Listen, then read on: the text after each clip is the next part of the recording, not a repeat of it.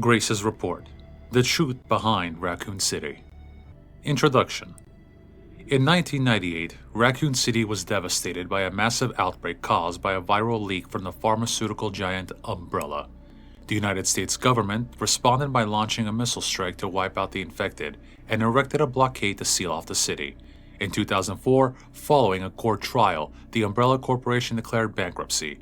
A complete account of the events was never released. However, in October 2026, it was discovered that the city had been used as a hub for the production and trafficking of bioweapons. This report reveals that the established narrative of the Raccoon City incident was falsified and elucidates newly discovered truths surrounding the incident. 1968. To properly understand the truth, we must first go back to the beginning of it all. In 1968, Oswell E. Spencer, James Marcus, and Edward Ashford founded the Umbrella Corporation. Having witnessed the horrors of the Second World War and the dread of the Cold War, Spencer felt a sense of despair at watching the world repeat the same mistakes. He felt it was his duty to bring about a change to humanity. As stated in court records following the Raccoon City incident, his ultimate goal was to bring about the viral evolution of the human race. Thus, he relentlessly pursued virus research through illegal and inhumane means. This fact remains unchanged. 1970s. From the very beginning of Umbrella, the company faced rapid change and intense internal strife, most notably the sharp ideological divide between Spencer and Marcus. According to the court records, this conflict was cited as the primary factor leading to the unusual development which followed. In 1978, James Marcus developed the T-virus, which would go on to become the cause of the subsequent outbreak. 1980s. This is a crucial period for understanding the basis of what caused the incident and the truth behind the entire case. Spencer's influence in ARC's establishment. Spencer used internal politics to have Marcus demoted, absorbing T-virus research into a facility under his own control. From then on, Umbrella began to actively research and develop bioweapons under Spencer's leadership. The underground facility known as ARC, which was discovered during recent events, originally served as the administrative center of Umbrella's research. Several documents outlining Spencer's plan for ARC have also been discovered. Excerpt from confiscated records. Long-Term Strategic Review 1980-0422. ARC-Centric Integrated Research Roadmap. Step 1. Concentrated investment into the Wesker Project and the T-virus. Step 2. Establishment of ARC as a central command center. Step 3. Development of ELPIS. Step 4. Memory transfer and forced evolution. This is the first recorded instance of a significant keyword, ELPIS. The connection's involvement. The following documents regarding Marcus's involvement were also discovered. Excerpt from confiscated records. Receipt of donation 1986_0138. Receipt James Marcus. Sender F Foundation. Amount $30 million. This document shows a suspicious flow of funds being channeled to Marcus. Past FBI investigations revealed that the source of the funds, the F Foundation, was just one of the puppet organizations of the Connections. The F Foundation no longer exists. The Connection is a criminal organization that various government agencies have been sounding the alarm against for years. This illicit group is at the heart of all of this. Evidence suggests that the Connection sought involvement under Umbrella's central operations. Additional documents belonging to the protege of Marcus, Brandon Bailey, have been uncovered. Excerpt from the confiscated records, Telegraph Log 1988_0996. Sender, Brandon Bailey. Recipient, F Foundation. Preparations are complete. I think it's time they made contact with me directly. Don't you? I await a response. This indicates that Bailey took over correspondence with the Connections, succeeding Marcus. Bailey was rumored to be the founder of the Connections, but he may have only been a small cog in the larger machine. We now believe the Connections has had deep roots in the criminal underworld since before the 1980s. Much about the Connections remains unknown. Spencer's Purge. In order for Spencer to obtain complete control over Umbrella, he used force to deal with any internal opposition and influential adversaries. A list of these individuals, seemingly prepared by an associate of Spencer's, was recently discovered. Excerpt from confiscated records, Reevaluation List. Following the CEO's reevaluation protocol, measures will be taken against these individuals. Sherry Moore, Michael Kramer, James Marcus. Omitted. 1990s. During this period, Umbrella continued to grow and expand through ties with the government. The organization became so large that Spencer could no longer fully control it.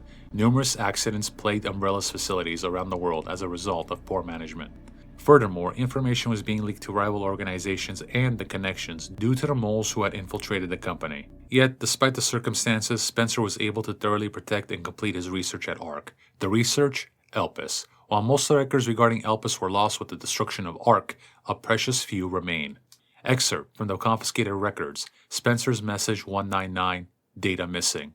Tricell, HCP, The Family, and Umbrella. Elpis shall bring it all to an end. Data corrupted.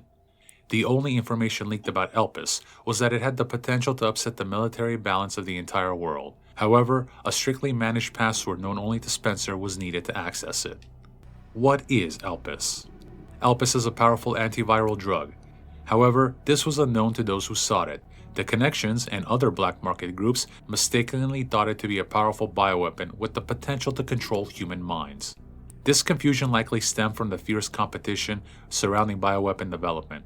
It was common knowledge that Spencer, the developer of Elpis, aimed for the evolution and control of humanity through viral technology. Completion of Elpis. Based on the data taken from the confiscated records and changes in Spencer's behavior, we believe Elpis was completed around the mid-1990s. After this period, the records show a marked decrease in the number of public statements from Spencer. A similar decrease in activity was also observed at the Raccoon City orphanage. Disturbingly, it is suspected that the children at the orphanage had long been used for umbrella experimentation. While Spencer frequently visited the orphanage, records indicate he stopped in the 1990s. Furthermore, the orphanage was under the research jurisdiction of William Birkin in the late 90s, ultimately leading to the leak of the T-virus. 1998. The Raccoon City Incident. The T-virus leaked from the Umbrella Research Facility in Raccoon City, causing an unprecedented outbreak. In response, the government decided to launch a missile strike on the city under the pretense of containing the spread. However, this is where we have been misled. The missile strike was not launched to prevent the spread of the infection. A plan was formed to disrupt the relationship between the government and Umbrella and shift the blame for all illegal activities onto Spencer. Found records indicate that the Connections lobbied for the missile strike. Excerpts from confiscated records. Access log. First assembly minutes. ARC has been secured. Commence the missile strike. The blame will fall solely on Spencer. With this, Umbrella will be dismantled and will seize their assets. Their goal was the acquisition of Umbrella assets, particularly the thing they believed would disrupt the world's military balance, Elpis. Due to Bailey's involvement, the Connections were aware of Umbrella's inner workings prior to the Raccoon City incident. This set them up to swiftly secure ARC before instructing the government to carry out the missile strike. After the Raccoon City incident. The Umbrella Trials. As is well known, trials were held after the events of the Raccoon City incident. Testimony from Raccoon City survivors, along with the evidence submitted by the Global Pharmaceutical Consortium, demonstrated the scope of Umbrella's nefarious activities. Evidence against Spencer was presented at the trials by his subordinate, Albert Wesker.